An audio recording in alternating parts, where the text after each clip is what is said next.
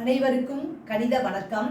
இப்போ பார்க்க போகிற கணக்கு 7ஆம் வகுப்புக்குரியது. முதல் பருவம் முழுக்களின் கூட்டல் விதி, அதாவது இரண்டாவது விதியை இப்போ பார்க்க போகிறோம். எடுத்துக்காட்டு கணக்குகளோட முழுக்களின் கூட்டல் விதியில் இரண்டாவது விதி என்ன அப்படின்னா, குறைமுழு குறைமுழு இரண்டு குறைமுழு கொடுத்து கூட்ட சொன்னாங்கன்னா அந்த இரண்டு முழுக்களையும் கூட்டி குறைமுழுக்குரிய குறியீடை இட வேண்டும். இதுதான் விதி 2. குறைமுழு, அது ஆங்கிலத்தில் நெகட்டிவ் இன்டிஜர், அதாவது மைனஸ். இங்கே பாருங்க, மைனஸ் பிளஸ் மைனஸ், அதாவது குறைமுழுவும் கூட்டினால் வரக்கூடியது குறைமுழு. அதாவது minus plus minus is equal to என்ன கிடைக்குது? மைனஸ்.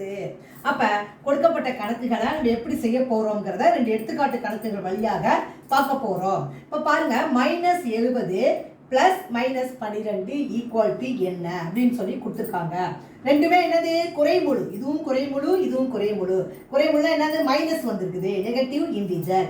இப்ப என்ன செய்யணும்? இந்த விதி 2 முழுக்களின் கூட்டல் விதியில இரண்டாவது விதி, குறைமுழுவையும் கூட்டினால் போடக்கூடிய விடை என்ன வரும்? குறைமுழு தான் வரும். அப்ப -70 பிளஸ் -12 இந்த மாதிரி கொடுத்துட்டாங்கன்னா ரெண்டுமே குறைமுழு. கூட்டி என்ன பண்ணோம்? அந்த குறைமுழுக்குரிய குறியீடை இட வேண்டும். அதுதான் முக்கியம். இப்போ மைனஸ் அப்படியே போட்டுக்கிறோம்.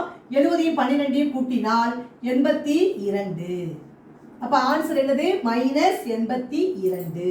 இந்த குறியீடை கண்டிப்பா போடணும். அடுத்து இன்னொரு எடுத்துக்காட்டு கணக்கு பாருங்க. இது பயிற்சி 1ல் 3ல் 6வது கணக்கு பார்க்க போறோம். -48யும் -15யும் கூட்டி விடையை கண்டுபிடிக்க சொல்லி கணக்கு கொடுக்கப்பட்டிருக்கு. இது என்னது? இதுவும் குறைமுழு, இதுவும் குறைமுழு. என்ன செய்யணும்? குறைமுழுனா அந்த குறைமுழுவையும் கூட்டி குறைமுழுக்குரிய குறியீடை இட வேண்டும். இந்த கணக்குல என்ன பண்ணிருக்காங்கன்னு பாருங்க. இதை பிராக்கெட்ல போடல, இது பிராக்கெட்ல போட்டிருக்காங்க. எப்படி போட்டாலும் என்னது? ரெண்டையுமே கூட்ட தான் போறோம். இப்ப மைனஸ் குறியீடை போட்டுக்கிறோம், நெகட்டிவ் இன்டிஜர் குறியீடை. 48யும் 15யும் கூட்டி போடுறோம். கூட்டினால் என்ன வரக்கூடிய விடை? 63. அப்ப என்ன செஞ்சிருக்கோம்? குறைமுழுவும் கொடுத்திருந்தாங்கன்னா கூட்டி அந்த குறைமுழுக்குரிய குறியீடை கண்டிப்பாக நம்ம போட்டு இந்த ஆன்சரை எடுத்து எழுதணும். புரிஞ்சுங்களா?